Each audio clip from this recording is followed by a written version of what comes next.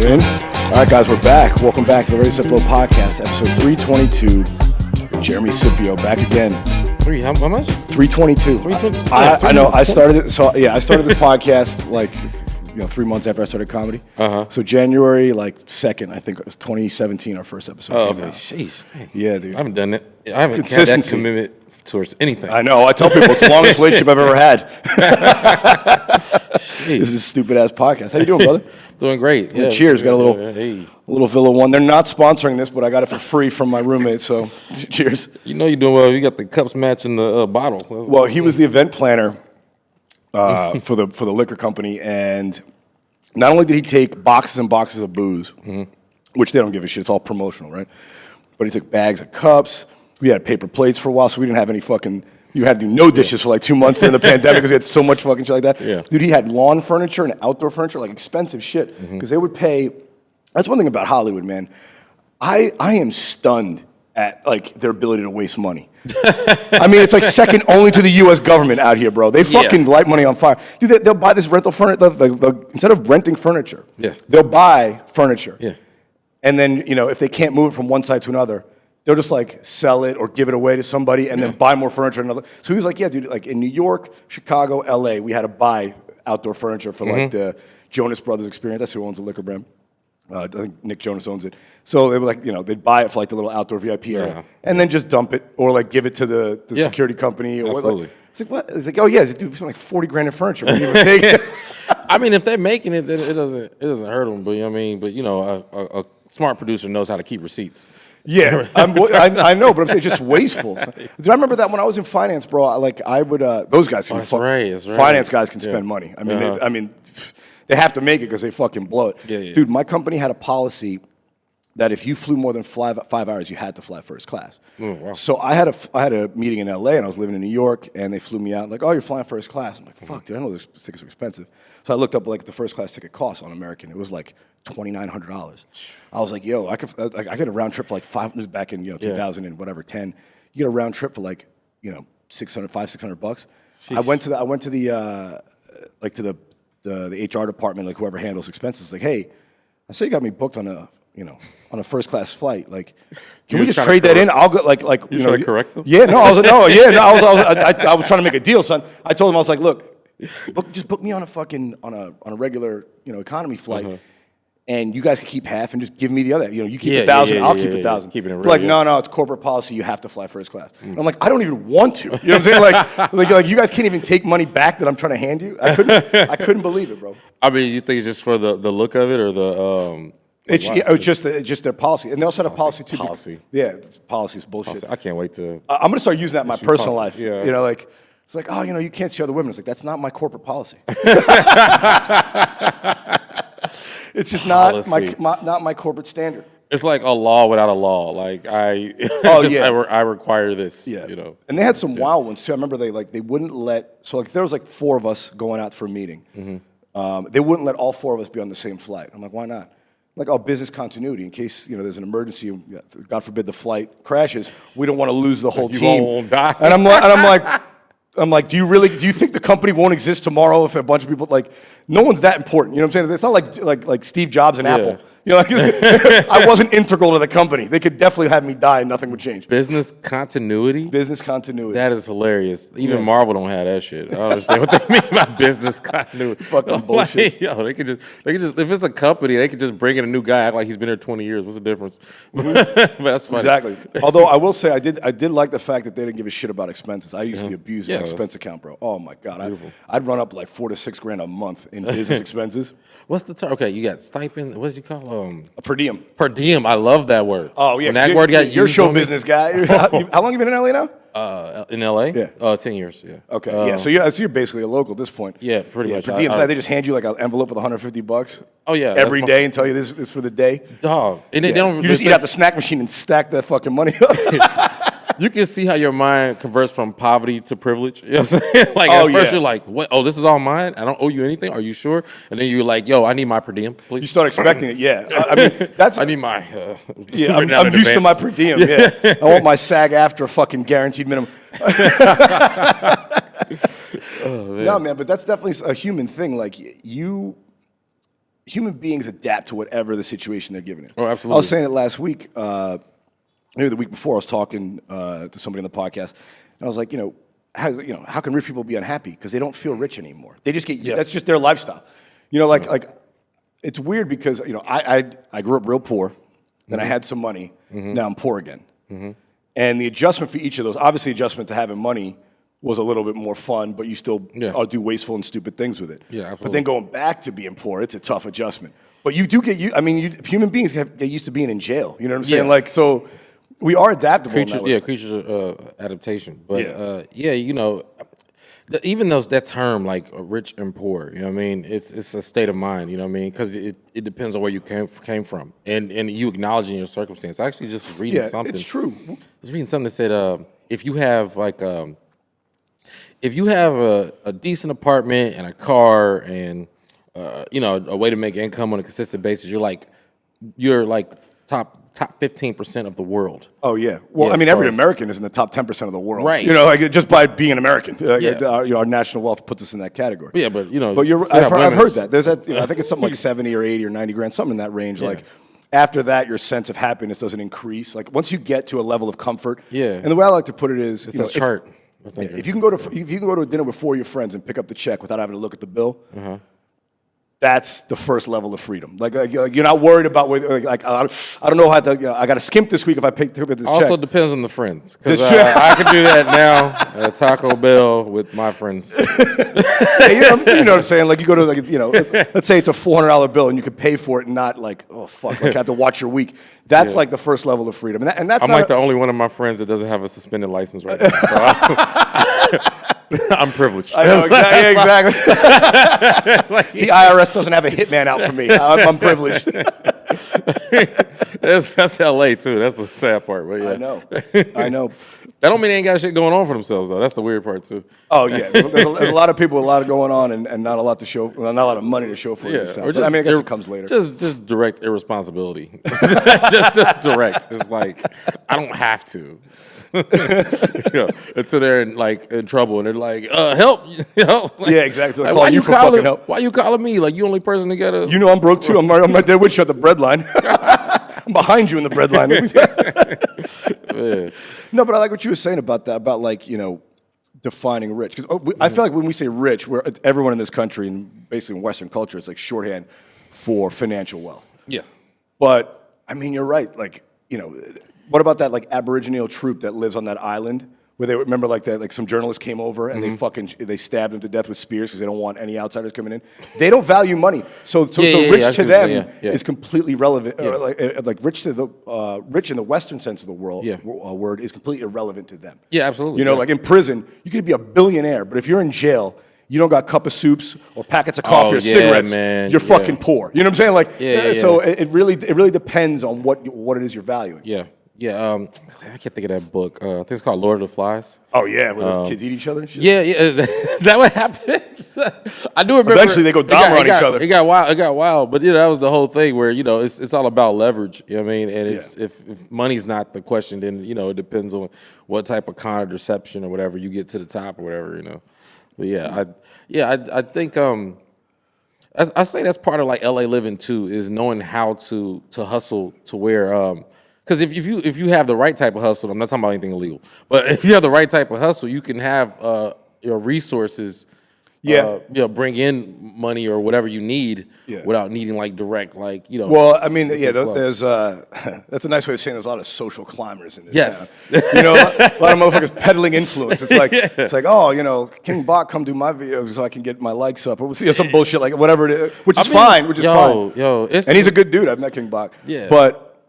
That's a currency, is what you're saying. And I agree absolutely, with that. Absolutely. It's a new thing that affects everything as far as from Instagram and TikTok, or whatever. Just that's social media wealth. How many likes you get per somebody could think the world of you and then go look at your how many followers you have and go, and then you can't get them on the phone. Dude, I've had clubs take me more seriously once I started getting followers during the pandemic. I can see that. I'd featured for Jeff at other, I won't name the club, but it was one club in particular, and we went back during the pandemic, so it was a red state. I won't say which one. Guys like, oh man, the same manager from last time. He's like, were you here last year? I was like, yeah, I came, I just did guest, because the first time I go to a club with Jeff, I just do guest spots. And I try to it's basically an audition for me. It's like, I don't need the $50 a spot, just let me go and of course, pass with the club. Absolutely. He's like, hey, were you here last time? Jeff was like, yeah. He's like, oh, you're funny, man. I'm like, thanks. And he's like, yeah, I looked you up, man. He's like, you had a good following. Yeah, he's like, we'll have you back. I'm like, all right.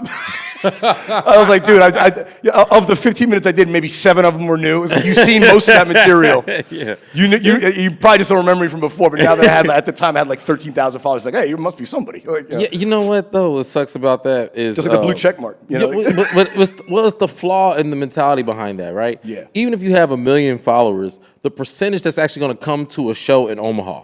You know what I'm saying? Like, it's and it also depends on what you do. Like, do you actually draw? I mean, how many girls on Instagram have 500,000 followers, but they ain't paying for them to come?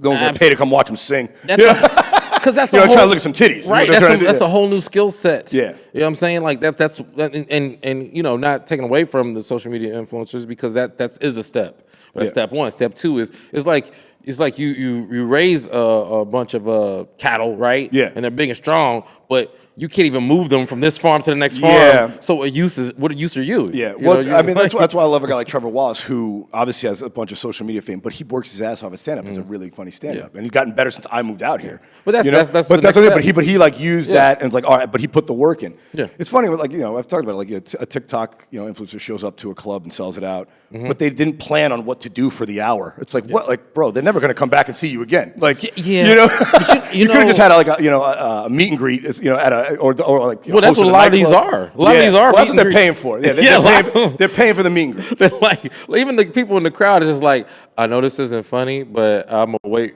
45 minutes until it's over so I can get there. I mean, that's the kind of loyalty I want in my follevers. They just show up. Like I said, I've tweeted about it before. I was like, I want to be so famous. I don't have to worry about being funny. Like motherfuckers just laugh because you've seen it. Funny. A famous person gets on stage, not really good at stand up, but they just laugh anyway because like, oh my god, look at Screech from fucking Saved by the Bell's here or whatever it is. Yeah. R.I.P. though, right? Yeah, R.I.P.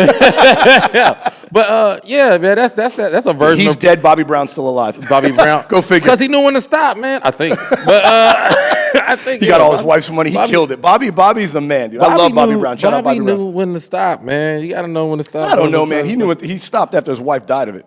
No, I don't know personally. I don't know. Yeah, who knows? I mean, I have. It's all speculation. Don't sue us, Bob. But I assume he stopped because I think if we're going there, I think she went out like that. You know what I'm saying? A lot of people. Yeah. Well, that scared him straight, kind of. Yeah. I think even before that. I mean, I don't know. Like I said, personally, I'm not involved. I'm not affiliated at all. But I'm just saying. I wasn't the third party in a throuple between Bobby Brown and Whitney. Well, I've been witness to some events. This is Hollywood. This is a very Hollywood thing. Good point. Yeah. Sometimes you just happen to be there. People tell you a story. People call you like, "Hey, do you hear what happened?" Like, hear what happened? I was there. Like, I was there when the dude tackled Dave Chappelle. I was there for that. Oh, nice. Yeah, it was funny. People was telling. Well, not nice. Nice that it happened. Nice that you were there. I heard it was a good event. Besides that. I feel like everything's like either power and privilege. Having the power to report on an event and be the first one, and you're like, am I going to be this whore right now? Yeah, like, son. Am I going to catch this world star, viral moment? Because I can be the guy. But I'm like, nah. I believe in myself. But I only believe in myself like 3 more years before I become an official TMZ reporter. Yeah. Then after that, I'm snitching on all you. Yeah, I'm gonna get pretty desperate. But yeah, man, I wouldn't mind. Yeah, I mean, it sucks to choose between that. Yeah, funny is secondary or even third in this whole game that we're doing. But yeah, your personality, your influence, I definitely like that on a massive level. You know what I mean? Yeah. I mean, and it took me some time to learn to sell my personality more than my jokes, because actually, I could be a good joke writer. Like I could be very even traditional with my comedy. Yeah. But punch tag, that kind of thing. Yeah, man. Like, cause that's like the second thing you learn. Like, first you ride a tricycle, and then you got the training wheels, and steps. Then you got the bike. As soon as you got the bike going, you always know how to ride a bike forever. So once I got my bike going in comedy, bro, I was like boom, boom, boom, boom, boom, boom. But then I forgot who I was talking to, but they were just like saying like, yeah, you could be a little more personable. And at first I was like offended by that, but I thought about it, I was like, I am like, even up like this, even like for white people, like I'm a black person. A lot of white people try to be black. Stuff like I'm actually Dude, I was black. Talk to you about that. I was going to talk to you all about that, especially as it relates to the Queen dying, because I was listening to, and also Serena Williams. Yeah. I was listening to a podcast on the news. They do like investigative journalism or something like that. I forget the name of the podcast. But they were talking about the end of Serena's career and like the impact that she had. And they're like, she took tennis by storm and changed it all. And she brought this blackness to it. Yeah. And like people weren't ready for that. And I'm thinking to myself, I'm like, bro, they did this in every other major sport. Absolutely. Her father, what's his name? Richard Williams. Will Smith. Will Smith. Her father, Will Smith. Will Smith's a genius because he was like, wait a minute, here's a sport that a black person hasn't cracked through yet. Yeah. I'm just gonna have my daughters do it. Yeah. I mean, think about it. Like, come on, man. Yeah. Every sport. Yeah. When you exclude black people, you're excluding some of the best athletes in the world. Yeah, so he's like, I'm telling you right now, there's a guy sitting somewhere in Maryland or Long Island, a black father with two little black kids, who's like, I'm gonna get my kids into lacrosse, into polo, so they can be the Serena Williams of those white sports nobody cares about now. That could be the next big sport, like the UFC or whatever else. Absolutely, yeah.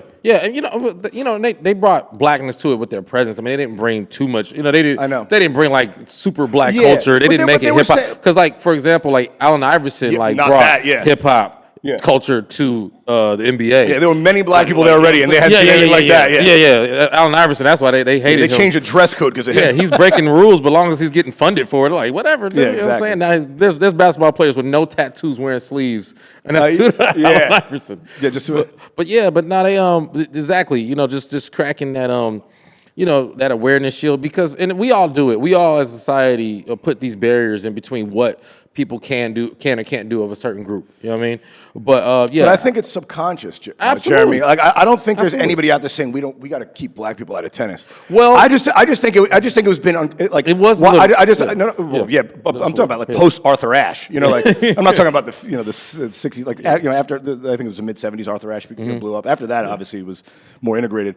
But I don't think anyone's out there like in the tennis, whatever the tennis governing body is like, we need to keep black people out. It's just they're uncomfortable. Like those white people are uncomfortable around black people. Black people are uncomfortable around them, so they don't enter the sport because they're like, this shit is corny. I'm not doing this. I'm going to go play any number of other sports. There's definitely a lot of truth to that. I don't think a lot of racism is overt. It's very subconscious at this point. I definitely agree with that too. It's what it is.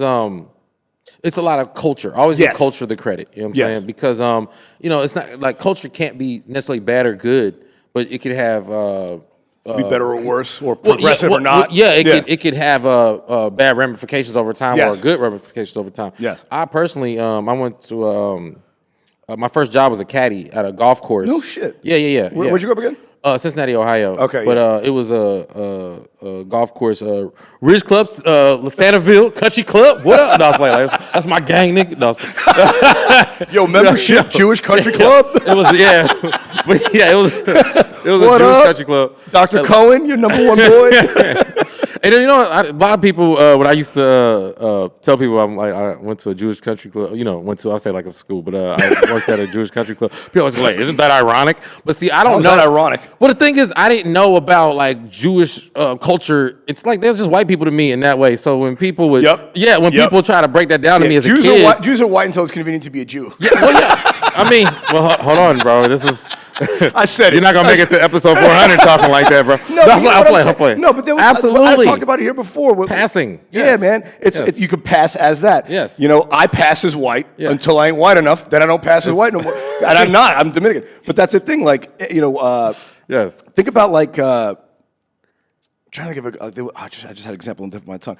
But yeah, like you said, getting past is all. Dude, it's just a part of. Think about the '70s when white guys. There was white on white racism. Yeah. You know what I'm saying? Like, and we just moved past that to like, to now all white people are the same. Like it used to be in the 80s when I was a kid, the Polish kid down the block and the Italian kid over there. There was always the Irish. Even the white people were identified by their nationality. Not obviously they're all the same race. You got there's but for black people, gingers.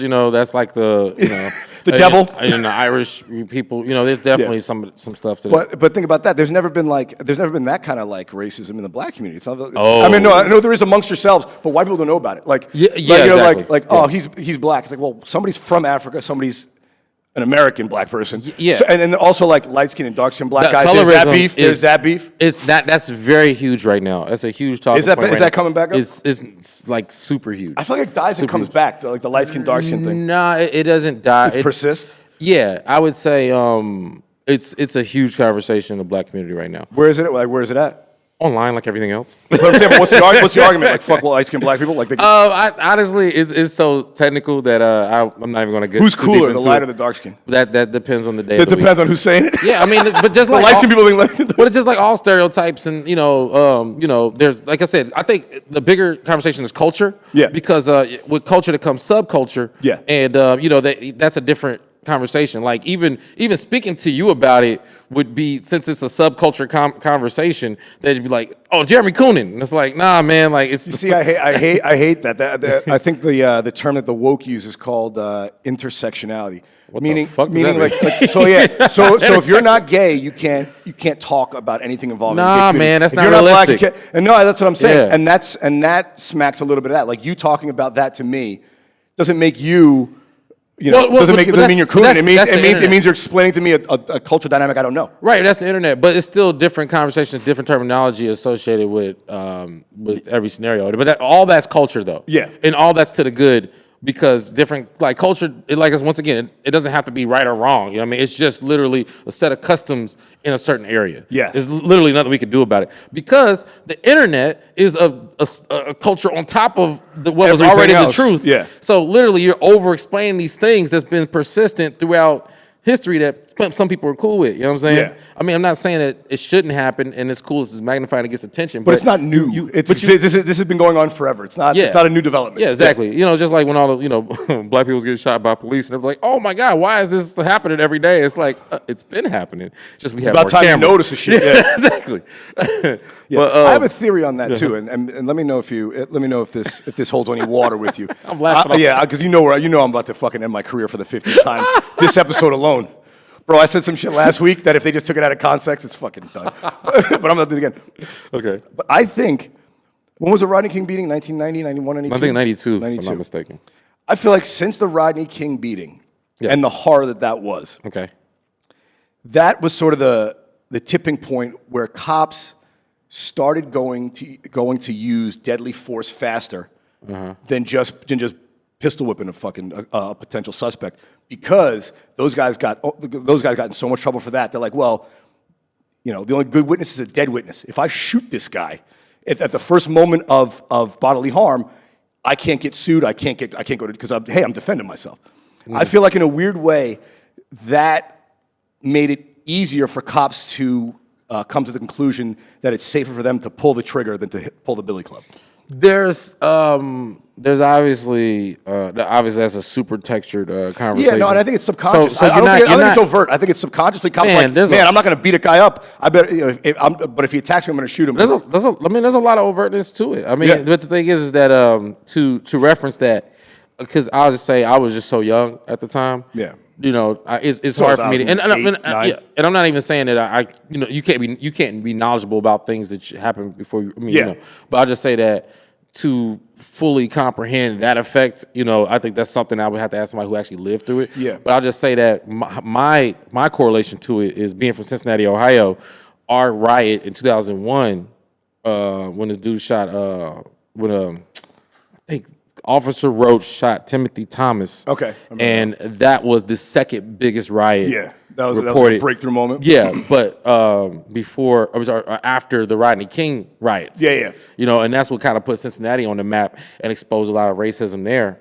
Like even the police, like people still know it to this day as that. I mean, literally before, I would say all the way up into the Rodney, the Black Lives Matter marches and stuff like that. And then, after that, well, I shouldn't say that. It was stuff before like Ferguson and all that stuff, but then it became more commonplace to where, but that was like my frame of reference when I would tell people like, yo, I'm from Cincinnati, but like, oh, snap, that's that out there, that's really racist out there.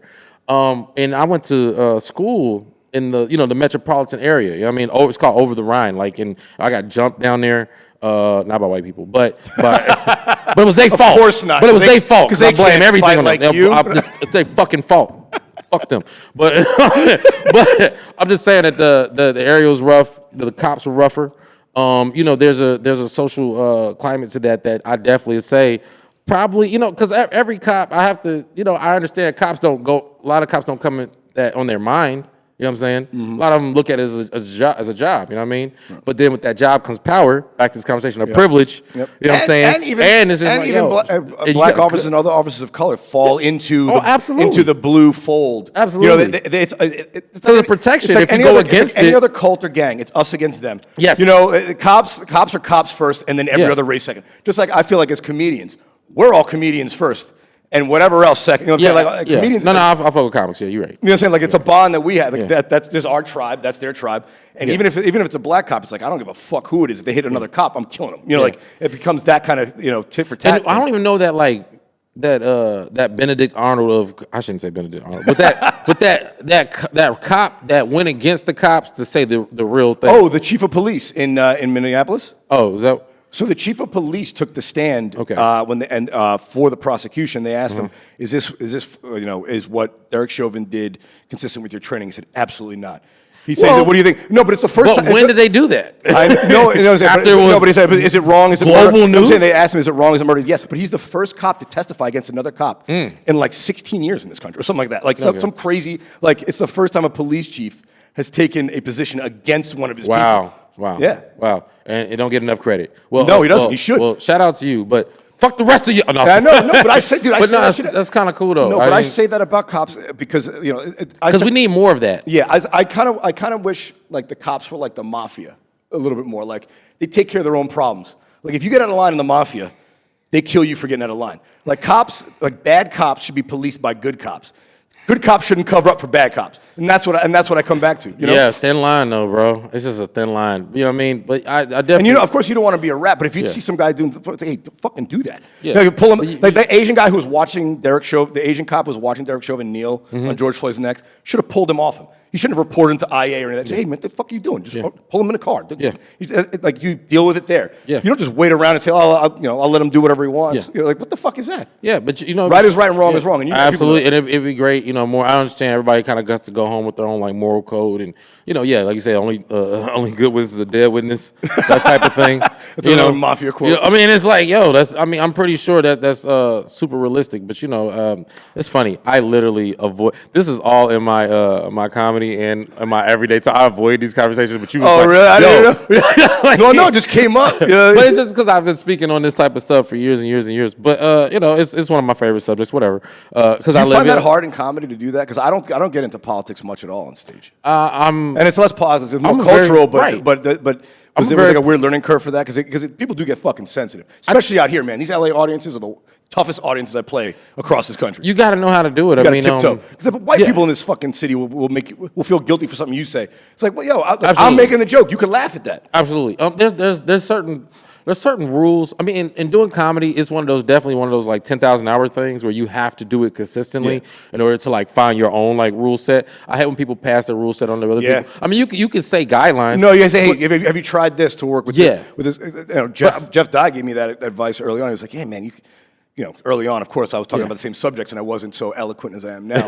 So it sounded like I was fucking scolding the audience. And I get laughs, but they'd be like, you think you're really intimidating them. He's like, trying, soft pedal it a little bit. And I tried that and it didn't work. What worked for me is doubling down. When they don't laugh, I was like, you guys, I'm the one, I give them permission to laugh, and then that works. Because that speaks to my personality traits. So I see what you're saying. I'm from the school of double down. Like that's the people that we fuck with. Like they'd be like, oh, that didn't work. I'm like, well, do it 10,000 more times, and maybe after 10,000 times it don't work, then maybe it don't work. Yeah, exactly. But you got to keep doing that shit. Because man, a lot of people tell you what to do, how to do it in comedy and all that stuff, and I'm not even at this point. I'm wise enough. I'm wise enough to be benevolent, to be like, hey, that's you, and I respect you for telling me that. Yeah. I mean, when I was younger, I used to be like, yo, fuck that. But legit, like yo, fuck you, I know. Yeah, fuck that. But I mean, I just been around the block to understand, like, oh, that's where you're coming from. But even me, I'll give you a real small. This is the smallest one I can give. I have a rule for my own self. Let's just say, because no white chicks after 10. Ever. Nothing happens good with a white girl after 10 p.m. That's a dope gremlin. Like it was like you know how they make like the black version move, like make a black gremlin. Yeah. Black gremlins, no white girls. Don't feed them white women after 10 p.m. 10 p.m. Then they come back and he's like an NBA player. Like, in the hood. Like an NBA player with wings. Like, what the fuck? You fed him a white girl after 10. It's like he was asking for it. He was horny. But nah, man. If it's not more than 2 black people in the audience, I tend not to use the N-word at all. Like I just omit. Oh, to make white people feel more comfortable? No, well, technically that's what I'm doing, but fuck them. What it actually is just, well, I'm more selfish in that way where I want my jokes to work. Yeah, and dude, I love what you said because there are, especially young black comics. Like sometimes the N-word could be a punchline. Well, it's like they're using the F word as a punchline. Comics, it's like, yes, all right, absolutely. you can do that. Comics, but they're like, but how many black comics have you seen? Like just starting out, like man, I'm the some joke about how they're the only black guy in the room, and it's just like, come on. Absolutely, it's all about culture. I'm actually of black culture, like legit. I'm from the hood, stereotypically. I mean, for better or worse, like that's my identity. So I'm okay with that, and I'm okay with people messing it up. I'm okay with people messing up in that way. But I'll just say, I don't think for it's messing me, up. I just think it's rookie. It's just a novice. Yes. You're looking for the first laugh. It shows. He's like, but you're seasoned enough comics to know, like, I don't want to do that. I'm not gonna fucking soft shoe it for this white crowd. I'm not gonna fucking. Yeah. Nah, I don't. I'm trying to be. The attempt to be is to be more me. You want to be relevant. You want them to identify with you, and you identify with them. Yeah. You want to have that relevancy between you two. And I just want to be more me as time goes on. Yeah. That's the whole thing. You know what I mean? Like it's the older I get and the smarter I get, the more me I become. Yeah. And I just hopefully I that's just the own goal, that. right? Not for everybody. I know, unfortunately, not for everybody. But honestly, I should say the clear reason why is that white people. When there's not enough black people in the crowd, they tend to look around and then they go like, "I'm not allowed they look to for laugh. permission." Yeah, I'm not allowed to laugh at this. But I'm also, hey, I work. I'm a legit comic. I work all fields and all that stuff. So I mean, like, obviously, if it's a clean show, I can like you do what you can. You're professional. The way I write my jokes, I can omit most things or shift or whatever. I always go in my brain like there's 2 modes. Either A, I'm completely free, or B, I go. I'm talking to my grandma. You know what I mean? Yeah, I can't do that because my subjects alone are fucking disgusting. But I mean, you've been doing it 10 years. I've been doing it like 10 years, right? Yeah. I've been doing it. Just turned 6. And a year and a half, 2 years ago, I got to the point where I can't work a full clean set maybe for 5 minutes. But you owning it is cool. But I'll go out before every show, even on the road. Like I'll look. We've been in Sarasota, Florida. It's a fucking retired community. I look out. I'm like, all right, I got to drop these references to apps they don't know about. I got to put these other jokes in. Yeah. Or if it's a younger crowd, I got to play this. Or if they're drunk, I got to put this stuff in and take this stuff out. Like you have material that plays to that sort of vibe in the rooms, and you're just doing that. You're reading the room. You're like, man, these white people are getting uncomfortable if I talk about how weird being black is. So I'm gonna not do that. Now I just it's so natural to me. Like I did an old folks home years ago, right? Nice. And did you fuck any of the chicks? Huh? Did you fuck any of the chicks? Man, I was trying to. Trying to get that inheritance. It would let me. Trying to get that Bernie Madoff money. Trying to fuck Bernie Madoff's wife. This is how my mind goes. Like, is there a pedophile word for like only fucking older people? Yeah, what is the word? What's the word? We can Great make it up. question, Jeremy. Like geriacophile. Like We'll put that out to the followers. DM me with the name for if you got a kink to fuck older people. I'm a geriacophile. Pedophilia for kids. What's Ophelia for old folks? I will smash your grandma if you give me a chance. But you find alternative ways of showing aggression without making them cussing or being rude. No. And I say one of the first things I said was like, because people was like doing well because they like do clean comedy, or people was like bombing and they had their feelings. I'm like, yo, it's an old folks home. Like, fuck these people, right? Yeah. So I just remember you still want to kill. I remember, right? But I just went up. Dead. I just went up. I was like, yo, if y'all don't laugh, I'm stealing all y'all applesauce straight up. Like there's gonna be no more applesauce in this room, and it killed. Yeah. It hit hard. And I was like, yo, I just kept going on that thing. Like, you know what I mean? Yeah. Like, yo, like try pissing without a bedpan, huh? Yeah. You actually have to go to the toilet. Pull your catheter. When the last time you went to the toilet? You know what I'm saying? And there's like I said, my point is that you can show that type of aggression without diverting to, because like for me. Words are weapons, and they're cool weapons, but you got to know how to use that weapon. Yeah. And they're fun. Words are fun. See, I feel like it's like a substitute teacher trying to make it, but it's fun to use. So that's why hey, look, I know the implications of the N-word and why I should and shouldn't use it, and I even have my own personal moral scale on that. That's great. Yeah, everyone should. At the end of the day, I'm not going to give you no deeper definition on why I use it. I use it because it's fun to use in my current state. It's like the word fuck. It serves a purpose in the right context. And then a lot of times it's completely wasteful. Sometimes it's hurtful. Absolutely. It's context. Context means everything. Yeah, like exactly. If I'm quoting something that somebody said, and it has the N-word. And let's say Donald Trump says the N-word and I quote it. That's not me using it. That's just a quote, right? I'm leaving.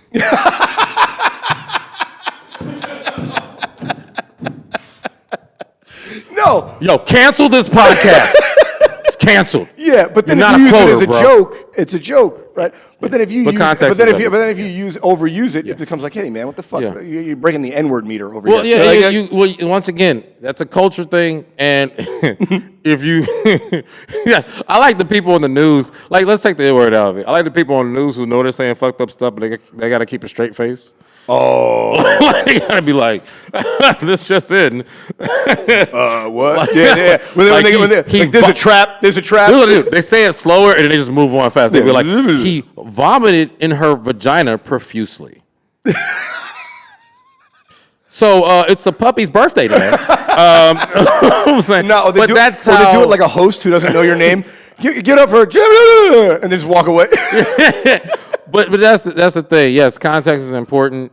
You have to judge a situation, and you got to do what works for you. A lot of people, are trying to use the social structure for their own benefit, which is fine. I disagree that it which is fine. But like I said, that was the only thing I'm saying. Just don't ask me to participate in it. Yes. Well, it feels a little bit like the boy cried wolf, like the boy who cried wolf. Like, to give you an example, in the Latino community, in the Hispanic community. Mm-hmm. Right, my father's from Dominican Republic. Mm-hmm. Right? I grew up around all Spanish people in fucking Queens. Yeah. Puerto Ricans, Dominicans. It's probably 2/3 Puerto Rican, Dominican. 1/5 black, and then a smattering of poor white people. Where you from? Queens. You're directly from Queens. Yeah. Okay. My whole family's still there. Okay.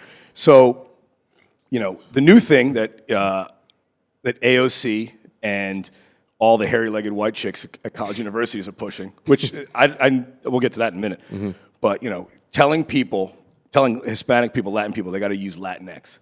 Yeah. Dude, they've done a poll. 98% of Latino people do not like the term Latinx. Mm. But they're so for it. It's like, oh, no, it's inclusive. It's like, no. You're colonizing my language, my culture. Like you said, it's their culture. You can't tell another culture how to live. Yeah. You can agree or disagree with it, and you can invite some parts in and say some parts aren't welcome. Yeah. But you can't. But fucking white women at Berkeley can't tell a Latin guy in Brooklyn, you got to call each other Latinx. It's like, bitch, I speak Spanish. Well, how much Spanish do you speak? Zero. Fuck out of here. Exactly, but they do, and it happens, and it leaks its way in. Yes, through the children. Yeah, you know what I'm saying. Well, I'm saying, give it 20 years, check back. But they're saying right now you got to. But no, it sucks. But you know what I mean. But there has been such a pushback on Latinx. But you're right, it pops back up. I don't have a dog in the fight, but I actually think it looks. I just want to fuck Latinx I just say women. It looks. It looks so ridiculous that I'll tell you, I'm up here like, oh, Latinx people. And I'd be like, nah, that don't feel right. Latinx. That feels too close to. Sounds like you're making them gay. I feel like I'm saying a slur on an Asian person that looks. An Asian person that looks Mexican or Hispanic. You'd be like, "Oh, you're a Latinx." Oh no, I'm okay. I'll cancel myself. Good night. Latinx with a KS. I'll sit somewhere that don't feel right. Nah. Latinx with a KS. I love that. But yeah, I just think when it comes to culture, there's a proper way to assess people, to be one with the culture, and then know where you stand. You know what I mean? You don't have to dominate every culture you walk into or assume that you're like. That's the real conversation. I really think people need to focus on that. I've never had trouble being around, any group, being in a room with all black people, all white people, because I don't change who I am. You don't have a problem being in a room with all black people, because I have a problem with being. Well, I mean, I do if they're trying to mug me. I'll be like, I don't know anybody here. Yo, hey, bro, where the white women at? I recognize you. No, I don't. I feel just as uncomfortable around a room full of white women. That's how you go to jail. One of them are going to accuse me of. Exactly. No, but I'm saying, I'm sure you've seen it when, if it's you and like 3 black friends and a white friend's there, all of a sudden he starts hip-hopping it up. It's like, bro, just be yourself, and we'll like you. That's a maturity thing. Trying to sound like them and move. It's like, just Just be yourself. Like It's no one's ever going to be mad at you. No one's ever going to feel uncomfortable unless you're a creep. Yeah. Just if you're just being honest with who you are. It's a maturity thing, man. Yeah. That's a maturity thing. I don't expect a white kid of a certain age to understand that completely. No, but I'm talking about motherfuckers in their 30s doing this shit. I've seen it. Man, it's too late for you then. You got other problems in your life that's more pressing than being yourself apparently, because that's the easiest one. You know what I'm saying? I shouldn't say it's the easiest one, but at this point, I only mess with people who are like really themselves. You know what I'm saying? Even if I have a problem, Well, with you're old enough you to doing, know it's like I'm too tired for this shit. Come on, man. You're too exhausted to like try and figure out who somebody is again. Come on, man. Yeah. It's like it's just dope to have a conversation with somebody, because I still got some growing to do myself. We all do until we're dead, hopefully. Yeah. Well, exactly. But I just feel more comfortable being around men who know themselves, who of any culture. Just be like, yo, like, man, like I'm not gonna sit here and tap dance for you. Yeah. And I'd be like, yeah, I feel you. You know what I mean? Yeah. Teach me how to get some of that out of my system. You know what I mean? But yeah, I have no patience for somebody who's really trying to, whether it's black culture or any culture, you're like, yeah, I can't stand, like, even if I walk with a white guy into a room and it's like full of white people yucking it up, and they like, oh, I got to yuck it up more. Yeah, no, I would never do that. Yeah, it's like, I'm like, bro, I'm not going to, like, come on, man. Like, come on, it's like, bro. People see right through that. Let's just go somewhere where we can, chill and be ourselves. Yeah, exactly, man. And that's the cool thing about comedy. So real quick about just small things about my background. You're the guest. I don't mean to hog the airwaves. No, man, just went to a performing arts school. I would say that school was just one of the most diverse places ever. And I would say, I didn't realize it at the time, but that type of environment primed me for a Hollywood environment. Mm-hmm. You know what I'm saying? Where you're getting that. It primed me for life. I mean, I found that growing up in New York City. That's one of the things about Queens in particular. I mean, New York, New York City in general, but Queens well, that's in particular. one of the most diverse places on this planet. Every country, every language spoken in the world is spoken in Queens. 198 different languages. Somebody speaks it there.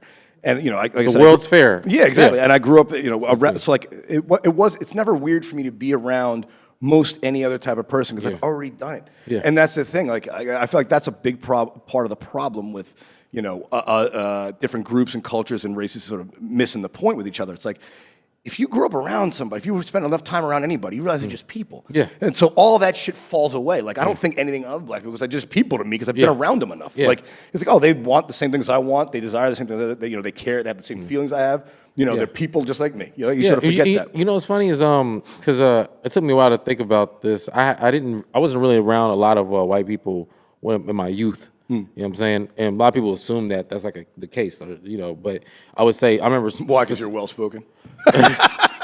But not even because of me. I'm just making typical black right, no, you're fine. No, it's not even because of me. It's just, a lot of people don't even think that that's like a possibility. You know what I mean? Oh, yeah. Like it's just... Well, they don't think I'm Hispanic, which is great. I'm like, all right. No, I mean, like, well, it goes to show you how much... Don't judge a book by its cover, and they tell me I'm white. I'm like, well, you judge a book by its cover. You think you know it all, You can't say that on stage. I'm like, it's my Dominican father. I can say whatever I want. He's my father. Like I could trash my own dad. It's these names too. Jeremy, Randy. You know what I'm saying? Like, come on. Yeah. So most people think I'm a girl till I show up. It's like, oh shit, I thought it was a chick. I got booked on the Futurist female show, and I was convinced it's because they thought I was a chick. Really? Well, it was here in LA. I'm like, oh yeah, I love your stuff. But the booker finally comes, oh no, I saw your stuff online. I went last in the lineup, and it was like, like 3 trans women. 3 women of color, and then me closing it out. I'm like, oh shit, this is gonna go terribly. But they liked it because I was like refreshed. Like, I didn't talk about anything else anyone talked about. I didn't get into feminism. I didn't get into trans rights. I just was talking about my dick and balls and dating. You better not have been the best comic on this show, dog. I mean, I had a good one. That's terrible. You can't be on a all-woman show. Well, some of them aren't. Mostly women. Oh, hey, you know what? You're absolutely right. Transitioning to women. I don't know how do you say that? If you're transitioning to a woman, when do you become the woman? You know what? I think there's the gender neutral, which can be a phase. I'm not saying it's absolutely a phase. Well, it's called asexual when I was a kid. Well, asexual, this is what I don't like about the term asexual. I think in like science or whatever, asexual means gay. I'm Such kidding. comments. Gay in the 1993 That always is a great punchline at a certain point. But, but asexual means you you don't Like sex.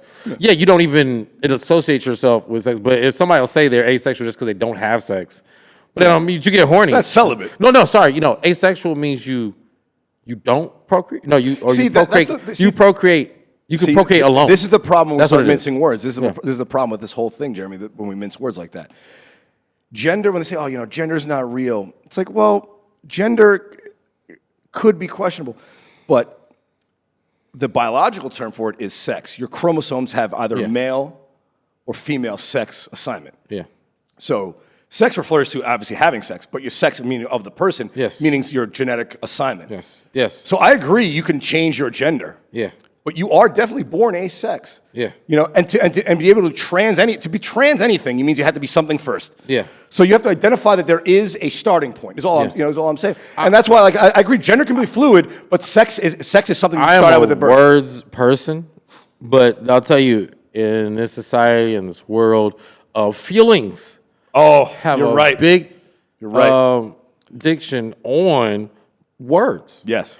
And you have to accept that people's feelings can affect the definition of words over time. Yes. I'll give you a great example in my own life. My grandmother, I told this story before in the podcast, but I'll tell it again because you haven't heard it. It's a good one. Mm-hmm. My grandmother, she's 92 years old now. In the 50s, she was taking a part-time job, working at like an insurance company or something. And her best friend, Eunice, was a black woman. Mm-hmm. She found out she was making less. She had the same job, was making less than my grandmother. Mm-hmm. My grandmother was upset. And she quit with Eunice at a protest, and she wasn't getting paid the same for the same work. And she was telling the story on my podcast about a year and a half ago. I had her on. It was great. It was awesome. That's cool. Yeah. All right, that's actually a goal of mine. Yeah, I mean, it was wonderful. Yeah. So I was asking about all this, all this stuff, and I was like, she was explaining the story. I was like, yeah. I was like, well, she's like, Eunice was a colored person, and I know you're not supposed to say that now. I know now it's people of color. It's like, but that's what we called them back then. Yeah, I mean, and I'm like, yeah. Context, Again, like you said, things change over time. Now, people of color is the right nomenclature. Back then, a colored person was the same. Phonetically, they mean the identical. Can I tell you the truth? Phonetically, they mean the same thing. Like phonetically, there's no difference. Well, can I tell you the truth? Though? But like you said, that's what that now people of color is just more accepted. So you have to move with that. No, can I tell you the truth about What's that? These terms have nothing to do with each other at all. Really? Yeah, colored person is a colored people was a way to describe black people, African American people. I'm using all these terms. Yeah. But also, back then. Past. But back then, any person who wasn't white was colored. So like Indians, they even back then, because I don't think so. Because I think even like you talk about Jim Crow era. No, it was designed predominantly to describe black people, right. But they just use it for anyone who wasn't white. You know what I'm saying? Well, because to them, I wasn't privy to that. What's the difference between a black and a Mexican to a white person in the 1950s? Nothing. Yeah. I mean, like they're both they're both animals. But I just feel like when they said white and colored, like water fountains, because that's I see. I think those water fountains were for black people. Yeah. Yeah. Like I can imagine. And you're saying now people of color encompasses everything. Exactly. That's exactly where I was going with that. Okay, gotcha. And I think that terminology, which has its own like path, you know what I mean? Like its own path, it turned into something else. But like right now, the words that we're using, like the woke terms that we're using, in 10 years won't be woke enough. Well, yeah. So culture's evolving. That's what I'm saying. But now people don't have any capacity to understand that because they're canceling people for shit they said 20 years ago. It's like, well, 20 years ago was a different world. And 40 years ago, I'm saying they're trying to, they want to cancel fucking John Wayne. I'm like, he was born in 1911. Of course he was a racist bigot. Well, John Wayne. What do you think he was? John Wayne's dead. I don't care Again, about dead people. But canceling dead people. Talk Yeah. about, there's so many people alive today who are tyrants that we need to get rid of. And you're spending time on dead tyrants? Yeah, No one has time for Xi Jinping in China to cancel his ass. You know what I'm saying? I was talking about this, I've talked about this before. It's like, do you think anyone in China has a diversity coordinator at their company? Well, they also don't have. They don't play that shit. They don't have, but they also don't have the freedom, like the nuances. Yeah, in with our freedom comes responsibility, comes problems that we invent. The nuances in our constitution and in our education has spurred this idea of thought, right? And the reason I say idea of thought is because some people aren't thinking. No, but some people are, and you're getting that clash. You know what I mean? And it's fine because like once again. I'm telling you, and I had to accept this fact. Emotions play a big role Emotions are on everything. definitions. Like, for example, if I say you smell, right? That you would go, oh, I must stink. I feel bad, yeah. But the word smell is not saying it's positive or negative. You know what I'm saying? It's a good point. Yeah, That's a great Same thing point. with fat. Same thing with ugly. Yeah, some people You know like what I'm fat. saying? You know what I'm saying? Yeah, Like, you smelly, fat, ugly person. You know what I mean? But then now it's like, oh, these are all negative terms. But, you know, to be fat, now you can't say fat. Fat means, you know, they might be a bad person. So you have to say big. You know what I'm saying? I hate that. Big. And I if hate you that. are ugly, ugly means your again, personality. Because you can't just be physically. Yeah. By saying you can call someone fat and that being negative automatically puts negativity onto that word fat. Yeah. Fat's just an item in of nutrient in food. And you being fat is all relative. I mean, fat people Could be obese. Yeah, Fat 100 to me years means ago, obese. Yeah, Obese a could be fat wealth. ass. Yeah, a fat ass Yeah. is loved. Yeah. A fat stomach is not. You know, it depends on the context. That's the Yes. thing about word. You know, this is a comic. Like, But this is. But I'm telling you, and I'm trying to tell you, I had accepted this because I don't debate it because I. you're done. You're bored. Yeah, I've got tired. It does not work. Like for example, ugly. I think ugly was my favorite one. Ugly means you can't be if you can be physically not appealing, but you're only ugly if your personality sucks. And your Is that how you use it? I don't use it anymore because I don't like this conversation. I just stopped there. I stopped. After I gave the definition, I decided to stop. Bro, it's a pothole. Yeah, nothing good can come from I'm this. like, I'd rather crash into 7 cars than to run over this pothole and get a new tire. But yeah, man, ugly. And I think don't quote me on the definition, but I think it's even in the definition, depending on your dictionary, is ugly means you have like you're a bad person. And you're ugly. Well, you know what's interesting is that nice used to be like back in the like fucking Renaissance times. It used to mean like ignorant, stupid. So if someone was nice, they were a dummy. And that word changed over time. Nice. Hey, you nice.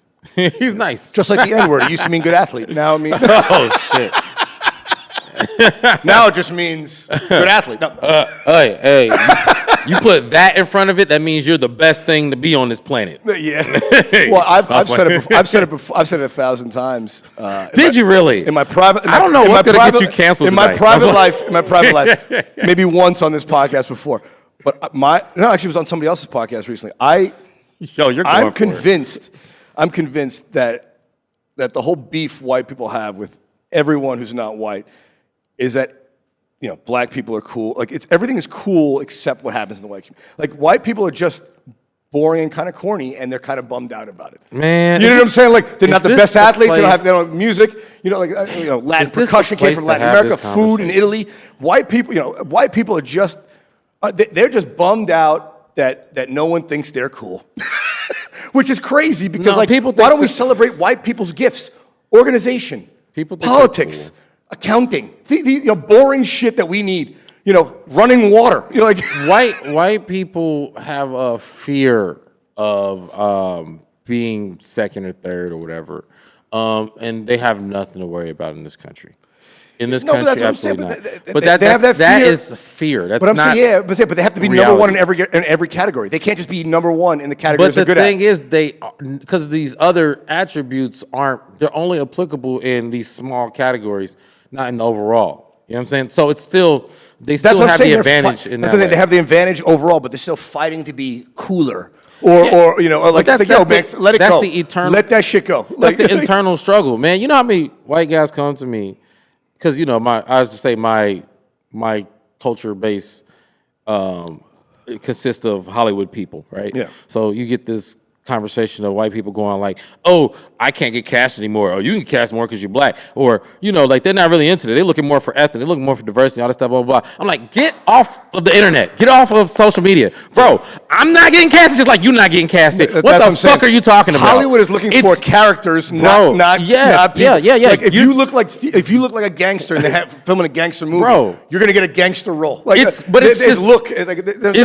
It's more privilege on top of privilege. You as a white person telling me what Hollywood is looking for, and we both not getting casted right now. Yeah.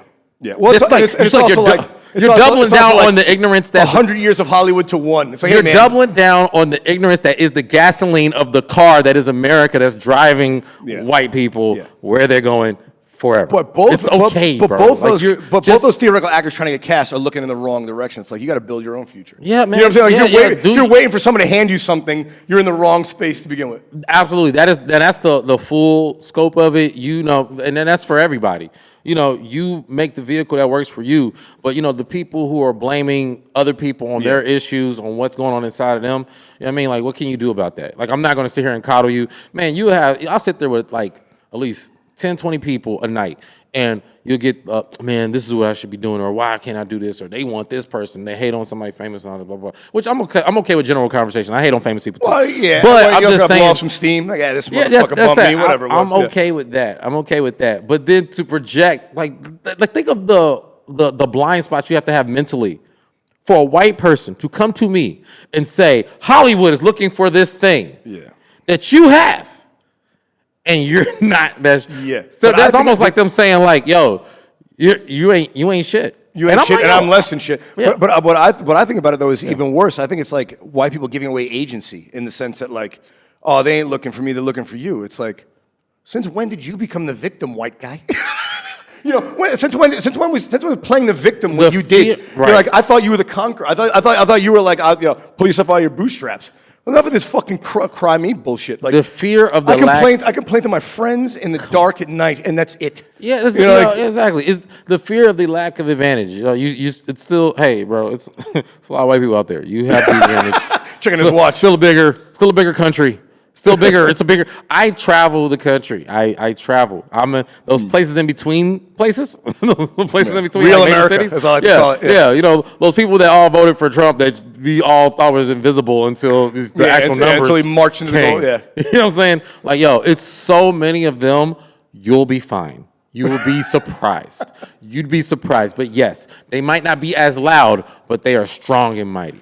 But that's not even. Yeah, that's but you not don't even need them. You just need to realize, I need to work on my thing. I think real recognize real. You know what I'm saying? At the end of the day, you know what I mean? Like you hear it, you relate to it. Even if you disagree, you can be like, that's some real ass shit.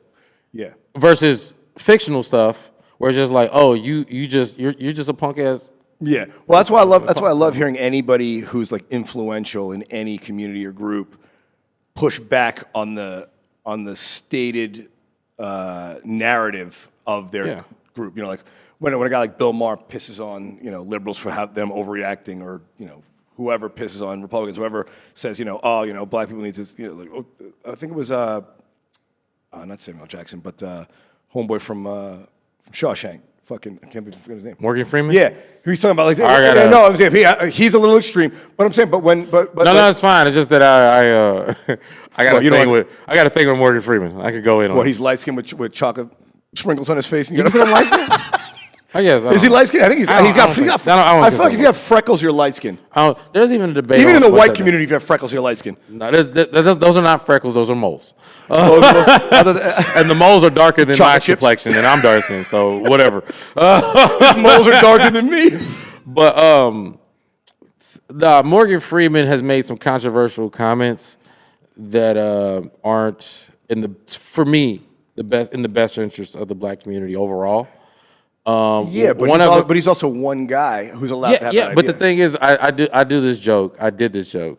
It's not a focal point. Well, if you're gonna run a bit by me, I got one to run by you. It's going tough. I need some help. It's fine. It's just because it's not even the bit part. It's just my actual feelings on the matter. Where he's big on like. I'll just say one of his points of views is Black History Month shouldn't be a thing. And he said the best way to get rid of racism is stop talking about it. But a lot of people who have this equality push don't understand the biggest issue with Black Americans. I'm not talking about people from other nations who have their own plight, immigrants who came over here. I'm talking about people who were naturally born here. Their plight is identity, because a lot of Black people's identity are swept into lumped into other stuff that have nothing to do with, like, literally, the the adaptation. Yeah, no, from Jeremy, that's from a really over here. really interesting Exactly. take because I haven't thought about it like that because I didn't agree with his statement about that, but I do agree with that history should be taught in its totality and that like it should be taught with like in 50 or 100-year gaps. So it's not like Western culture, Eastern China, Africa. It should be like this would happen from 1800 to 1900 across the world. But I see your point about that in that Black Americans don't know enough about their own history in some respects to appreciate that they have one. Yeah, you know what I'm saying? It's not highlighted enough about what went on within their community over those periods of time. Right, but and a lot of things is because I do agree with this statement where they say black history is American history, right? Very much. Yeah. But if we're gonna do that, we should tell the whole truth. That's what I'm saying. Yeah, on it should be how done in Black periods of time. America. It should be done by 100-year segments, in my opinion. Yeah, this is what happened. From 1700 to 1800, 1800, 900. Not this is what happened in China. This is what happened in Russia. This is what happened in America. It's like no, all these things happened all at once. Yes. There was just different places in the world where it was going on. Well, and the thing is that a lot of our history is told from a European perspective. Yeah. Which I'm not. Which even all Americans aren't. I mean, we're founded by Europeans, but Americans are distinctly different than Europeans now. Absolutely, Yeah. but that's why Black history is American history because it's the identity of Black Americans coming up in this country that's technically still not considered our home. Yeah. You know what I mean? Like when people are describing an American, they're not thinking of the Black American when the Black American is almost the only thing that came up. Like that culture. That's a travesty that hasn't been fixed yet. That affected globally, by the way. Yeah. You talk about hip hop started in. When the Chinese think about Americans, they don't think about Black people. Right. You know what I'm saying? When the Russians, you're right. Hip hop is one of the strongest global that's what really cultural pushed the culture things. everywhere. You're right. Right. Push the culture. Right. My And brother sells a ton of merch in Japan. It's a hip hop artist. Come on. 'Cause they love hip hop. Come on. Yeah. And that's what I'm saying. So to have this equality push, like, hey guys, we're all equals. Let's just focus. We should not focus on race. It's like of all people, it's hurting mentally.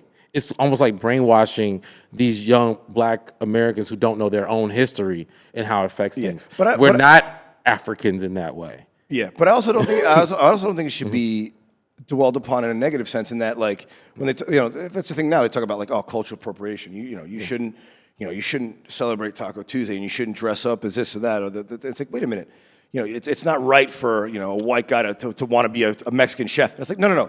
That's cultural appropriation is cultural appreciation when you adopt something so much that you love it. Like pizza is obviously an Italian thing, but it's so beloved in the United States that it became part of Americana.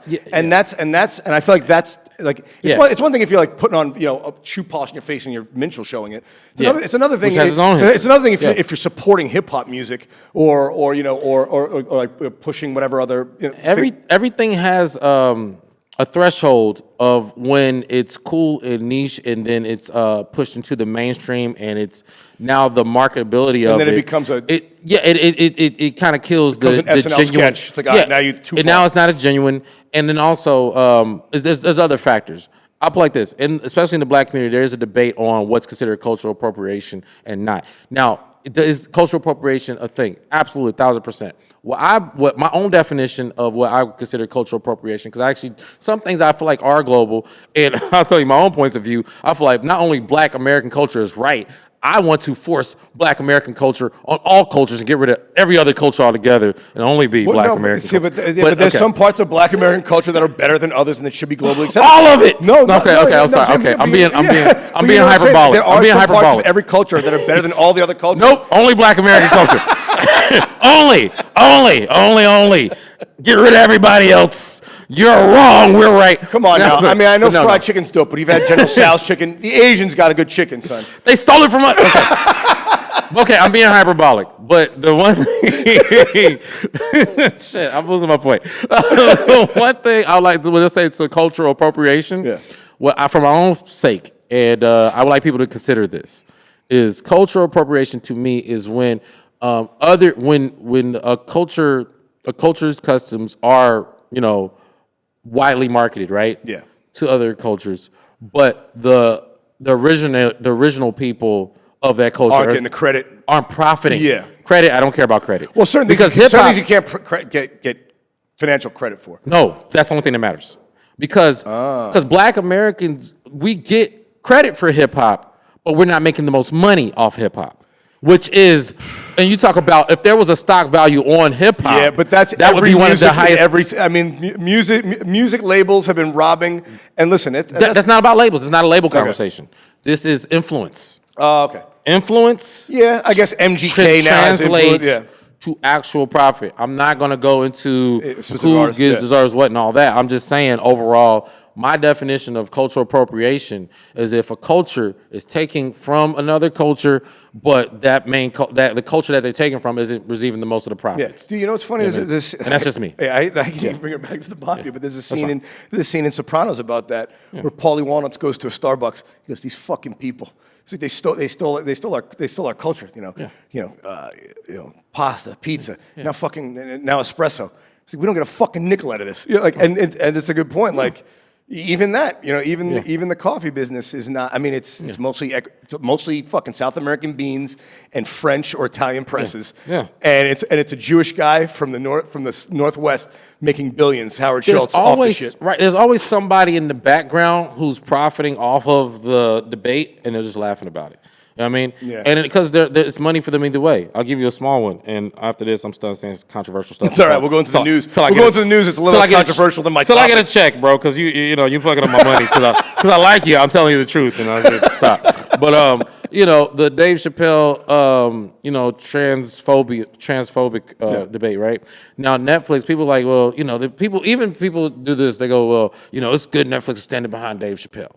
Netflix is standing behind profit. Yeah, they got money on that. They know if Dave Chappelle talks about this, right, more trans people or just people they knew who they were signing to that contract. And I said this when he signed it. They were like, "Oh, he's getting $20 million a special."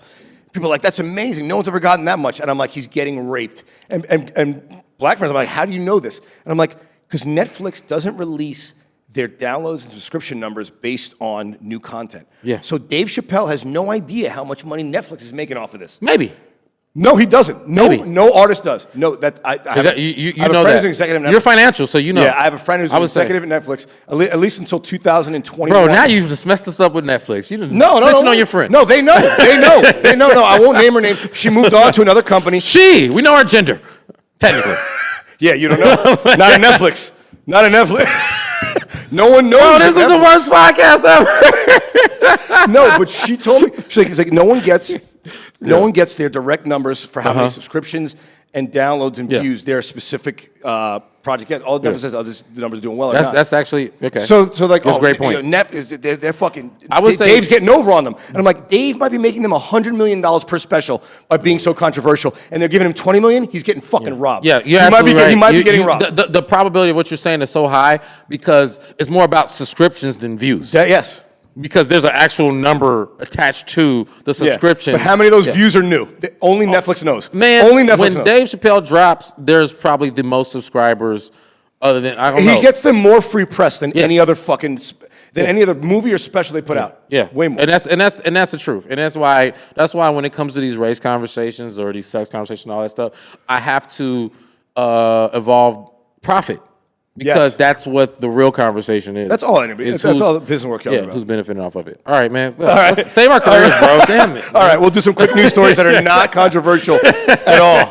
We'll get to the quick ones. Here's a good one. This will lighten the mood. Mom gives birth to 2 twins with different dads after sex with 2 men on the same day. All right, Jeremy, here you go. A 19-year-old Brazilian woman gave birth to 2 twins 9 months after having sex with 2 guys on the same day. As their birthdays loomed, she began having doubts over who their father was, so she decided to take a paternity test. Okay.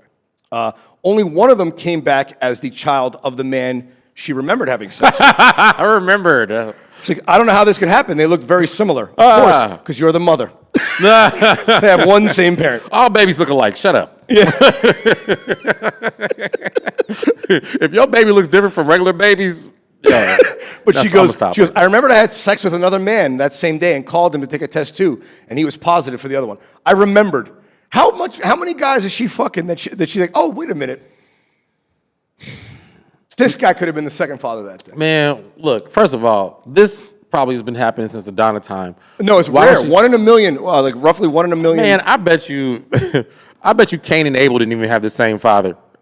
Just do like mature women hope not.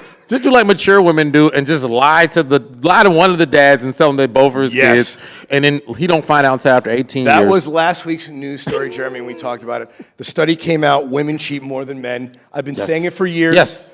I've been saying it for years. They just don't get caught as much. Yeah, well, I mean, they just don't get caught as much. Because women... I don't want to say more than men. They've caught them lying more than men in that study of 5,000 women. 5,000 is a big sample size number. Women are better at deception than men. Of course. Because men want to believe the lie. We want to believe it. But also we're selfish and myopic in that, like, if you tell your girl, like, hey, I'm working late and you're fucking some other chick. It's like, oh, yeah, I'm going to be home waiting for you. You believe that shit. Meanwhile, she knows you're cheating. She's gonna go out and fuck around too. Like we think we're the only ones who have access to lies, and deception. Yes, I think I do believe in that in a overall sense. You know what I mean? Like just women just tend to be more cunning, more and it's going to dip into sexual acts as well. They see it coming. They're better at that. They're men technically by their weapons is like, okay, I'm stronger, and I can amass more, let's just say more profit. Yeah. And women are like, I can trick you out of your strength and profit. I say that, dude, I love that you bring that up because I talk about that too. It's like well, the patriarchy, men are more powerful. I was like, forever, since the beginning of time, women have had us the drop on men. Yes. Because think about it, we might physically be able to overpower you. Yeah. I mean, think about it, before there were laws, there was nothing stopping a man from clubbing a chick and raping her, and having kids. And that's horrible. But most men, even before there was written history, would try to form a relationship with a woman because they want the love of a woman. They want the acceptance of a woman. That's what makes us feel valued. Yeah. Even like I'm less powerful than you, it's like, do you know every bridge and every fucking skyscraper ever built was to impress you? Men exist, like our whole drive for power and dominance exists to impress you. Yes. So nothing we do is going to supersede what you have over us. It's like, I'm bigger and stronger than you. Like, yes, you are, you big, strong man. Yeah, hey, bigger, stronger, smarter man, go pick that up for me. Yeah, thank you. Exactly. And since you're provide for all the children, some of which might not be yours, for So shame on this woman for exposing women. I know, outing women. Yeah. Like, don't keep your secrets. You know what I mean? Why you got to tell everybody the truth? Like, nobody got time for the truth. Totally outing women on that. You know what I'm saying? Well, if you have a baby by me and another dude, just lie to me until I take a DNA test. Please lie to me. Don't ever contact me. So I take a DNA test behind your back. Until I find out the kid has money, and then I'm gonna slide it. But yeah, man. I mean, I really do believe that this is probably more common than we realize. I mean, since it's a news story, I guess that's cool. I mean, I guess people want to talk about it, which is fine. Well, I guess they didn't know it was possible. Man, come on. It's possible. Speaking of pregnancy, listen to this. Yeah. This is one of my personal favorites from Texas. A pregnant woman pulled over for driving in the HOV lane reveals she got ticketed again. You've heard about this. No, but a Texas woman was issued a traffic ticket for violating the HOV law, revealed that she was ticketed not once but twice. I won't say her name, Brandy, out of Plano, Texas, was stopped by the sheriff's office twice in June and July of 2022. Both times she claimed that she was allowed to ride in the POV lane because she was with child, and they ticketed her. And my first reaction was, Texas, you passed a law that said every fetus is a life. This goes against your own stated rules, guys. I know you were going. I know that's where you're going with that. That's actually no. You know what though. No, where I was going with it, really, honestly, it was the first judge let her off. This is the kicker. The first judge took that argument, and said, "All right, a warning," and let her off. The second judge said, "No, you got to pay the fine." I'm convinced that second judge is an Obama-appointed liberal cuck. It could get worse. Who doesn't believe life begins until you're 7. Yo, you're right. You're right. It was going to be even further than that. Yeah. The first take, but then the second take. This is a thing with laws. I always go like, laws are rumors until you read something, because people. It's the truth, what are you, bro. Donald Trump's attorney? No, it's the truth. You know the reason why? Have you ever been driving? Have you ever been parking with a friend, right? Yeah. And you park, especially in LA. This is where you learn this lesson in LA, right? And then you're like, oh snap, my car fits, but some of my bumpers in the red. And then people go, oh, as long as your tires are in, this is not true. Well, no, I also heard 2 cars can make a left on red. I was like, where's that in the book? Ah, it's what everyone knows. I'm like, bro, I almost got clipped 17 times doing that shit. You know what I'm saying? Like, apparently nobody knows but me that fucking making left on red's cool. So you need to read something, but then the thing is, you read all these things and it gets so technical. It's like the Bible. It's like, yo, is this written in Hebrew? So, so at your own risk. But driving the HOV lane. Do I think pregnant women should? I think the HOV lane was made to avoid driving. Yeah. I mean, honestly, I think pregnant women should be over the stove where they belong.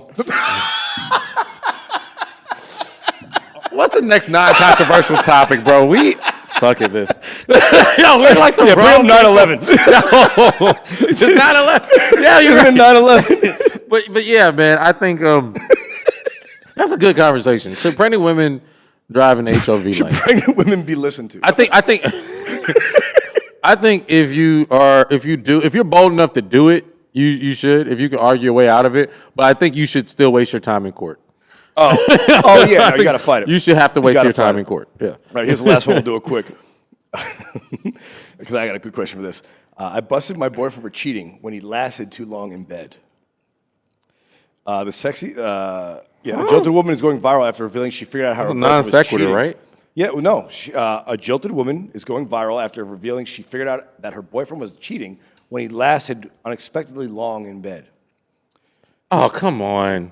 Yep. People don't, knock one out before they... She goes, he lasted longer than usual in bed, 22-year-old Pernille Torov from Norway said of her beau.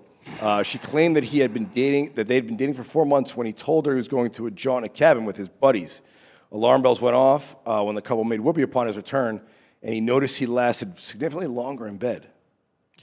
He's been cheating. So she did some snooping, and she found out he was cheating. He's been cheating, but it has nothing to do with how long he lasted in bed. What, did the crystals tell you?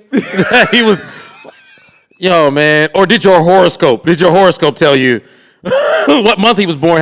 Yo, man. Honestly, if he really don't want to be with you, he'd be lasting less in bed so he can get the fuck out of there. You know what I'm saying? Like think about every closeted gay guy. They try to get it. They try and get out of that bedroom situation quick. Think about if you don't like a girl and you're hooking up with her one night, you're like, yeah, let's hook up, and you try to leave the room as soon as possible. You're like, his running should have been the tell. Yeah, man. But I just feel like these are the people who draw straight lines like this. Like, it's just like, yo, whatever. However you arrived to the conclusion you arrived, hey, have fun with that. But I just like. Yeah, also, what if he had a coke problem when he got back? You know what I'm saying? Like, there's so many factors that go in why you won't bust. What if he's over 40? Yo. What if you guys had a pasta dinner? Yo, bro, have you ever been out to a pasta dinner with your girl? There's no fucking after that. You stupid. There's no fucking after pasta, bro. Yeah, man. Dude. We gonna get it on. I'm about to give it to you. You're watching reality TV and you're laying the fuck down. No one's putting their fucking A game in after a giant pasta dinner. It's not happening. You fuck after sushi. You fuck after a salad. You fuck after drinks during the day at a brunch. But you don't have a fucking. You don't go to a fucking steakhouse and eat a 14-pound porterhouse. Like, yeah, let's do anal. It's like, yo, your girl's ass is stuffed with meat and it's not yours. This guy. It took me to 30 to come up with a strategy on not busting. 30. Like literally, I didn't have a strategy. What was your strategy? I'll tell you my pre-30 and post-30 strategy. Okay. Oh, you want to go first? Okay. Yeah, motherfucking reveal. You're the guest. Well, honestly, I mean, it's real basic, but I just didn't have the brain for it. First of all, I don't know. I don't have a refractory period. I'm gonna say it the proper way so people understand what the heck going on. I don't have one. I'm good. I can bust a bus. Yeah, pretty much. I don't need no.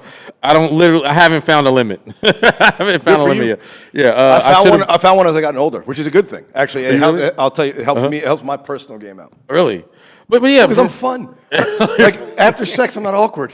Like hey, you want to make some eggs? So you didn't have one and now you have one? You saying? Yeah, I didn't have a refractory period. Now I have one. Now I have one. You know, I'm 39. Yeah, which I'm not even. But I'm like, give me a minute. Let me get some drinks. Yeah. You know, get some ice water, a little cocktail, fucking mimosa, something. You know, if it's the next morning, it's like, hey, I'll make some eggs. We'll have a laugh. We'll go in the living room. I'll fuck on the couch after. You know, like you turn it into an event. Okay, except for me, I didn't even know that was a thing. So I would just I just thought it was a part of it. So I'll just keep going. Just fucking with us with a semi-slug. Bro, I mean, look, just grabbing the base and choking it up. Well, I would take the break to Yeah, I gotta go to the bathroom, and then I go in the bathroom. Oh my god, please get hard, bro. What is up? I mean, what's the difference? But then, when I realized that there was a Viagra, I had no problem. When I realized that there was like a satisfactory thing to it. Yeah. I'm up here like, okay, well, let me hold out for you. You know what I'm saying? Oh, yeah. No, they want to know. I mean, look, we all have egos. Women want to know they made you come. You want to know they made they come. Exactly. Yeah. So, let me rephrase that. Good people. Good people. Good people want to make sure they pleasure their partners. Animals. Animals. And that's what... But for me, that's the fun of it. And again, it's not that you're a good person innately. Yeah. It's that your need for the ego validation of making your partner come makes you a better person. You know what I'm saying? Like I have to make my partner come so I feel like I'm worthwhile. And my character flaw makes me better to you. Hey, you know what's funny? That's the best compliment you ever given me. Because I've never thought that deeply about it. I don't even know if it's true, but thank you. You know what I'm saying? I'm taking it as a compliment. I want you to think I'm good in bed. It's so me. I want me to feel good. Yeah, it's so me. I'm a pleaser. I'm a pleaser in that way. Yeah. But because that became a factor, I've held out. And it's really simple as I just think about so many other things. I don't think about what's in the moment. But the crazy thing is that I've always, before that, always has. I know people do the whole baseball thing. Yeah. And I was like, I don't give a fuck about baseball, so that didn't really, help me in that way. But just other things I literally think about. I think about bills and that's what I was going to say. Terrible things. In my young life, in pre-30 years, I thought about that. Like, I got to distract yourself, got to take your mind off. Yeah. With that, distraction becomes like Pavlovian response. Yeah. Knowing you're distracting yourself with math or something like that means that you're trying to avoid coming, so you come faster. Yeah. That's funny. In my older age, I sort of lean into it in that oh yeah, this is so good. Oh, I cannot do that. No. The key is you tell them like this is so good. I got to stop, and you pull out and you go down on them for 15. You go down on them for 10, 15 minutes. Yo, you're funny. You're like yo, this drive is so long and good. I love the road, but let me pull over and take a rest. Yep. For 15, 30. Maybe an hour. But if you're you're flicking we're gonna get there on time, but I need to. We're gonna get there early. I got a shortcut. I'm gonna fucking speed box your bean with my tongue. Sex so good, grab a Snickers. No, but that's what I'm saying. Like you're just like, I can't take it anymore. I gotta use my mouth, bro. It's a great trick. I literally young men learn that if you're gonna come, pull out and go down on her until you're done thinking about it. Bro, I literally will think about how I don't know if all of this comedy shit is going to turn out so well. And then she goes, I'm like, okay, I'm doing the right thing. You think about your career failing? How am I going to pay these bills coming That's up? really dark, dude. That's really dark. Like, okay, we're here. Yeah, that's really dark. It's like, I think about the Holocaust when I'm going to come. It's like, whoa, dude, whoa. I don't want to come too soon. I think about piles of bodies. I think about colorism and how the fact that the value of a person is summed up by the color of the... I think about Martin Luther King's last speech. I've the seen the mountaintop, and I've come on it. The sum of a man should not be by the color of the skin, the sin, but the content of his character. Like, okay. On that note, we're done, dude. What do you got coming up, brother? Coming up. Okay, I thought we were done. We are done. No, you gotta push whatever you got coming. Let me see. My balls. Dang. I'll just say some dope things I've done. I filmed. There's a film I was in called Night of the Hunted, where I get killed. I probably shouldn't have said that. Ignore that part. Surprise, surprise. There's a film I'm in. I know. It's literally the role I played. My character. But they paid. They paid better than scale. Paid very well. Thank you. Thank you. People pay me. But there's a film I'm in that's, I don't know when it's coming out, but it should be coming out eventually. And then the Poloni show. Where and when's that? Where are you performing next? That should be on Hulu. Where I'm performing next. Oh, you're on Hulu. That, yeah. I mean, you know, I forgot I got fucking big shot Hollywood friends over here. This guy, Hollywood. motherfucker. I got nothing out here. Arguably, I should have been in comedy. You have nothing. First of all, bro, Uncle Randy humor. I'm telling you, bro. And maybe I'm like your only like real fan. No, I got a few. I'm about to say, bro, your humor set. I just love it, bro. I just think Thank you. because you know, first of all, when I read how to Twitter, monetize it. when I read Twitter, I just think people like, you know, I don't know. I just be like, yo, you're fronting. You know what I mean? Like, you're saying the clout what thing they're to say. supposed to say. Yeah, but you I is just never like say what I'm boom, supposed to say. boom, boom, boom. I'm just like, yo, Thank you. I really, it just you make me read, and I don't like reading. Thank you. So there you go. I think. And by the way, in the white community, that's a better compliment than the white. Getting a black guy to say you're fucking funny. No, I remember you told me. Your mom was on the phone. You're like, hey, who are you talking to? That guy Randy who I said was fun. He told his mom about me. Yeah, it don't lie. I was like, yo, this is funny, bro. Yo, his Uncle Randy humor, you know, like, yo, your stuff's funny, bro. Thank you. Your stuff's funny. Where else? I'm be at the Comedy Store. Let's just say Wednesday and probably Saturday. When does this come out? This will come out tomorrow. Tomorrow? Okay. No, tomorrow's Wednesday. This Wednesday. Yes. Okay. So good, Wednesday, Saturday, Comedy Store. Yeah. He's a fucking. probably He's the weekend. door guy. He's a regular over there. Yeah. What else I got coming up? I'm doing. That'll be Tuesday. That'll be yesterday technically. I'm doing Molly Malone's. That's right. He's doing my show. That's right. I forget to fucking promote my own show. Every other Tuesday, Molly Malone's. September 13th to 25th, 10:11 and 10:25. Come on out. He's coming out tomorrow night. I've already posted about it. You guys will be out there. Absolutely. And look, just to be honest with you, go to my Instagram at Jeremy Comedy. That's where it's at. Also, I have a comedy album called Sociopath. Yes. Run those numbers up, Yes. please. Thank you. Yes. I listened to probably about 15 minutes of it. Thank you. Great stuff. Thank you. Great And I got another one coming out too. God damn, how much material? See, I gotta hang out with this guy. I'm not a real comic. This guy's fucking doing it. I'm over here making my real comic friends laugh. I gotta learn how to make other people laugh besides my comedy friends. You know what it is, dog? I mean, honestly, I just gotta trust. I'm just bad at the money part of this business. No. I gotta figure that out. Bro, we all are. But, yo, we all are getting hoarded out, bro. But I just say that, I just started, like, trusting myself. And, when people mess with, like, the way I say things. It's not even what I say, it's just the way I say things. So I just need to take advantage of that. That's why I love you, right? I was like, this guy's fucking honest. Thank you, bro. You one too, of the man. few honest guys I met my first week here in town. So you too, bro. Honestly, I'm literally going to regret everything we've said on this podcast. Well, that's a good feeling. You'll have 36 hours to tell me to cut it. Nah, I won't. No. Put all of it. Let me live with my regret. I hate when people go like, yo, I don't regret everything. I regret everything. I love that. I regret everything. I've had a few guests. I've had a few guests that made it big. It's probably 3 guests that made it big since I started recording this. They were nobody when I recorded. They're like, hey, can you pull that before? Like, they made it to their first rung, and they're like, all right, that's fine. No one figured it out. And they were going to this HBO came calling for a TV show, and they're like, hey, can you pull that? I'm like, yeah, why? He's like, I don't know what I said, but I know I was honest. He's like, I know I was honest, and that would be a problem. So I pulled it. Just like COVID created a new department in like studios and stuff like that. There's like I forgot what it's called, but there's like a social media. Yeah, so standard practice has been around forever. But there's like a social media because I did something. The social media Gestapo, I did something with ABC, and they hit me.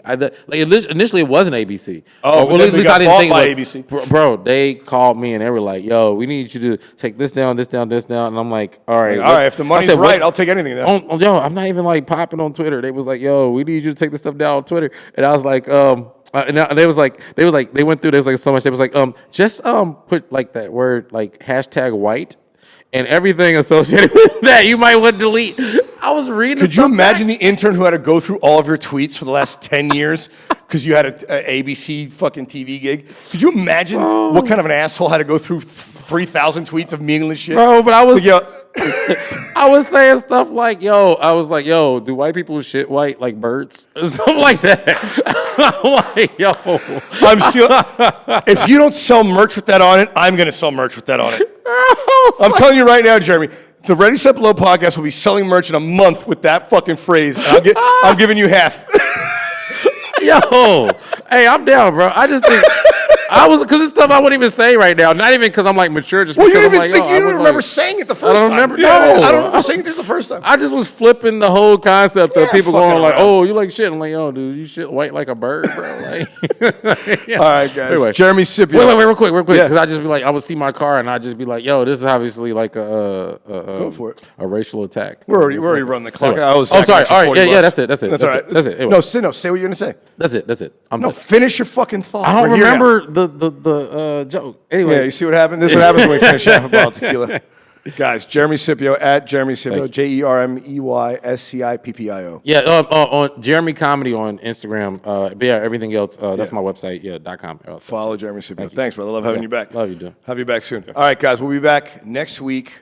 I already scheduled it. Mike Turner. We're coming back. Mike Turner, love that dude. Yeah, I've known him for a while. But thanks, guys, for listening. We'll be back next week. Follow me at Randy Valero. Follow the podcast at Radio Ciplo Podcast. Obviously, like Jeremy said, every other Tuesday, Molly Malone's. Where am I next? Oh, I'm going to Dallas, Texas, September 22nd and 23rd, Friday, Saturday. We're opening up for Jeff Dye at Hyenas. And then I got into Big Pine this year. I'll be at the Big Pine Comedy Festival, October 21st and 23rd. All right, guys, that's it for this one. Thank you, guys. Peace.